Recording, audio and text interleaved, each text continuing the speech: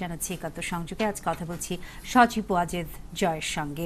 আপনি ব্যক্তি চরিত্রের প্রভাবের কথা বললেন রাজনীতিতে, কিন্তু রাজনৈতিক দল তার নিজেকে কিভাবে প্রেজেন্ট করছে মানুষের সম্পর্কে, সেটি বিশেষ করে নির্বাচনকালীন সময়ে একটি গুরুত্বপূর্ণ ভূমিকা রাখে।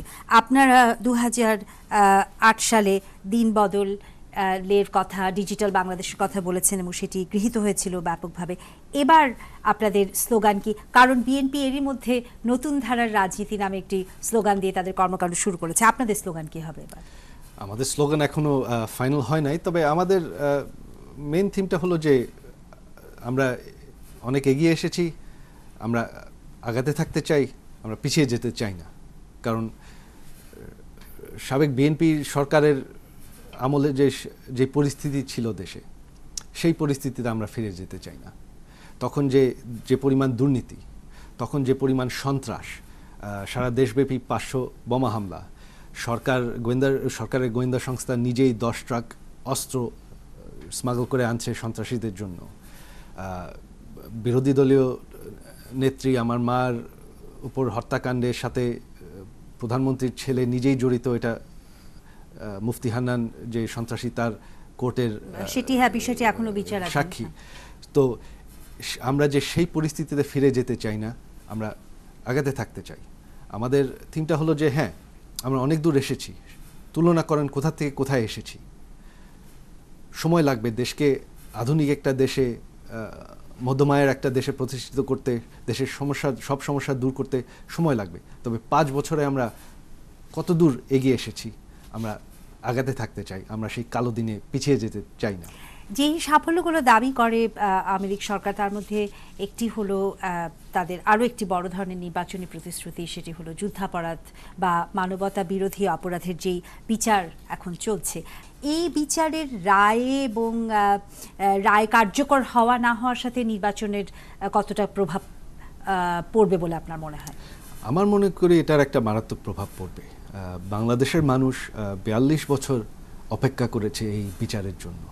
আমরা চেয়েছি যে বিচার নিয়ে যাতে কোনো সন্দেহ না থাকে যে এটা ফেয়ার হয়েছে কিনা। আমরা একদম ফেয়ারলি, ট্রান্সপারেন্টলি সময় নিয়ে করেছি। তবে আইনগতভাবে স্পষ্টভাবে সব কিছু করতে, একটু সুন্দর করতে সময় লাগে, সেটা আমরা করেছি। আমাদের ওয়াদা ছিল, সেই ওয়াদা আমরা পূরণ করেছি, সম্পূর্ণ পূরণ করার ইচ্ছা আছে। তবে এখানে যদি ফেয়ারনেসের ব্যাপারে, মানে আন্তর্জাতিক মহলে এই বিচারের গ্রহণযোগ্যতা, সেখানেও আপনি অপপ্রচারের কথা হয়তো বলতে পারেন, সেখানে লক্ষ্য করা গেছে যে অনেক বড় ধরনের প্রচারণা সৃষ্টি করা সম্ভব। আমাদের এই রায় নিয়ে, আমাদের বিচার নিয়ে কিন্তু বিদেশি কোনো দেশই কিন্তু বলে নাই যে এই বিচারগুলি ফ্রি অ্যান্ড ফেয়ার হচ্ছে না। তারা সেই সুযোগ পায়নি, কারণ তারা এসে দেখে শেষমেশ তারা স্যাটিসফাইড হয়েছে যে না। হ্যাঁ, সবগুলো দেশেরই সরকারি অবস্থান অবশ্য যে তারা এটা বাংলাদেশে। তবে এখানে এটা দুঃখজনক বিষয়, আমাদের বিরোধী দল নিজেই, তারা এই যে বিএনপি, তারা আমাদের এই যুদ্ধাপরাধীদের পক্ষে, তাদের সাথে হাত মিলিয়ে বিদেশে কোটি কোটি টাকা খরচ করেছে লবিংয়ে। যারা আমাদের দেশের মানুষ হত্যা করেছে, নিজেদের ভাই বোনকে হত্যা করেছে, যারা আমাদের দেশের মহিলাদের রেপ করেছে, তাদের সাইড নিয়ে, তাদের সাথে দাঁড়িয়ে তারা প্রতিবাদ করছে। আমি তো একজন আওয়ামী লীগ না, আমি একজন বাঙালি, আমি একজন বাংলাদেশের নাগরিক হিসাবে এটা তো আমার কাছে আশ্চর্য লাগে। এটা তো একটা ন্যাশনালিস্ট বিষয়। তারা তো, যারা আমাদের দেশের বিরোধিতা করেছে, যারা এরকম ওয়ার ক্রাইমস করেছে আমাদের দেশের নাগরিকদের উপর, তাদের সাথে দাঁড়ালে কি দাঁড়ায়? তারা তো রাষ্ট্র বিরোধিতা করছে।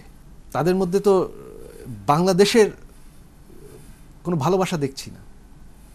একমাত্র আওয়ামী লীগ সরকারই এটা করছে, এই বিচারটা করছে। বিএনপি কি করেছিল? বিএনপি তাদেরকে দেশে ফিরিয়ে এনে, তাদেরকে পতাকা দিয়ে, আমাদের দেশের যেই দেশের বিরোধিতা তারা করেছে, এই যুদ্ধাপরাধী, তাদেরকে পতাকা দিয়ে মন্ত্রী বানিয়েছিল। এটা তো আমার কল্পনাই করতে পারি না এটা কিভাবে হয়। এখানে যেখানে যুদ্ধাপরাধ বা মানবতা বিরোধী অপরাধের মতো একটি জাতীয় ইস্যু, আপনি যেটা বলেন যেটা ন্যাশনালিস্ট ইস্যু, জাতীয় এবং জাতীয়তাবাদী ইস্যু, সেখানে বিরোধী দল এবং সরকারি দল বা সব পক্ষ একমত হতে পারছেন না বলে আপাত দৃষ্টি মনে হচ্ছে। সেখানে নির্বাচন নিয়ে এত কথা বলছেন, নির্বাচনের প্রস্তুতি নিচ্ছেন, এই নির্বাচন কোন সরকারের অধীনে হচ্ছে সেটা নিয়েও তো দুই পক্ষের